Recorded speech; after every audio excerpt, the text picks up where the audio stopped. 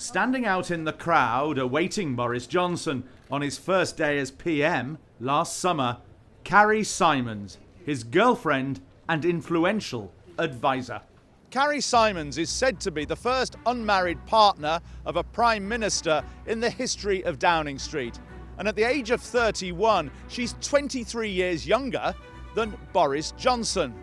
She may be young, and yet she's also had her own high-flying career in the Conservative Party and in wider politics.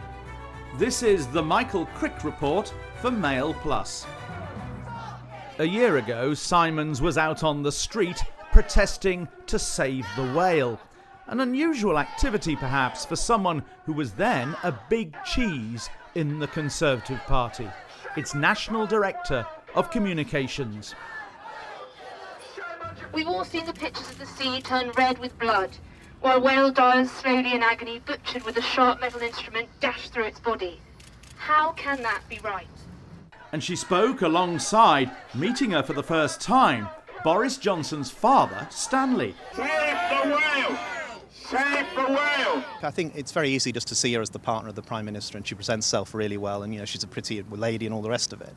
But there's far more to Carrie Symonds than that. I think she's very articulate, very clever, very intelligent, very good in terms of how to use the media.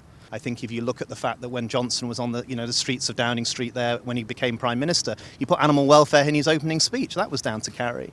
If you look at the Conservative Party manifesto, a whole section on animal welfare in there. You've never seen that before. And I think Carrie had a significant input on that. Sonia Purnell once worked as a journalist with Boris Johnson and wrote an independent biography of him. So I think she is a highly political person. She's a brilliant campaigner. Where she may not be so strong, and what his spouse, Marina Wheeler, was very good at, is that calming him down, restraining him. Marina Wheeler was very good at pointing out, the plight, if you like, of the poor, the less privileged. She once reportedly made him go and look at a council estate, which was not something that Boris Johnson had really done before. She'll be a different sort of influence on him. She certainly tried to tidy him up at one point, but that seems to have been a fairly temporary success, because I think the suits and the hair have gone back to the old ways. Interestingly, Carrie Symonds isn't the first member of her family to enjoy very close relations with a British Prime Minister. As one can see from a couple of books I'm hoping to obtain from an online bookseller here in Westminster. Lord Oxford's Letters to a Friend. Now, Lord Oxford, of course, was Herbert Asquith, Liberal Prime Minister in the early 20th century. And the friend was a woman called Hilda Harrison, right, who is Carrie Symonds' great-grandmother. Aha. Now, Really? the fact that these two books, 2 volumes, run to about 400 pages, suggests it was quite a close friendship. Some people think it was a sexual relationship, and that Carrie's grandmother was the result of that, but the family say they're pretty certain that's not true. So this one is one of his last, towards the end of his time in Downing Street, 21st of June 1916, Dear Hilda, and it ends, It is nearly 1 a.m. and I believe I have to go to bed, but I wanted to say good night to you. Ever your affectionate H.H.A. So, was it sexual? Who knows?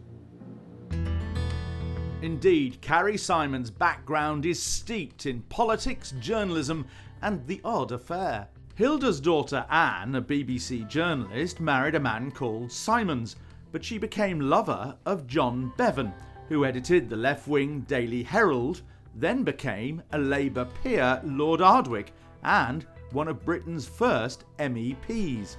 Their son, Carrie's father, is Matthew Symonds, another journalist who co-founded the Independent newspaper.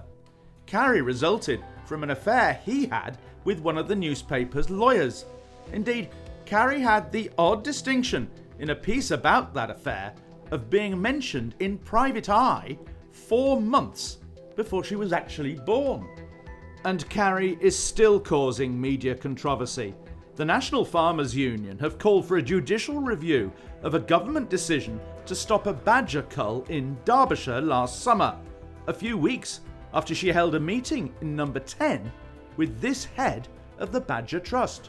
In terms of badger culling, she knew my issues of concern about badger culling, and all I really did during those discussions was just relay to her what I'd already put in an open public letter to Boris Johnson. I suppose the question is as to whether, that has an influence over the Prime Minister, but we all seek to influence the Prime Minister. The NFU does, the Badger Trust do. We all try and get information out there and put our case across, and that's what we do. But is it right that she should have an extra influence because she's sleeping with him and, more influence, say, than perhaps a government minister? Yeah, but are you saying that she should have no legitimate right to speak out on issues that she was genuinely concerned about? For example, she's still a patron of the Conservative Animal Welfare Foundation. Stanley is a patron of the Conservative Animal Welfare Foundation, the organisation within the Conservative Party that I work with, that I go in to see officials in Whitehall with to try and deal with animal welfare, wildlife protection issues. On that basis, why can't Carrie Symonds have an opinion on fox hunting, badger culling, whaling, on livestock welfare issues? I think she's got every right to do so, and I think it would be a tragedy, in my view, if she was basically gagged and told she couldn't have an opinion. And I also think that would hurt the interests of the Prime Minister, because I think she's a huge asset to him. Sonia Purnell doesn't think Symonds will be as influential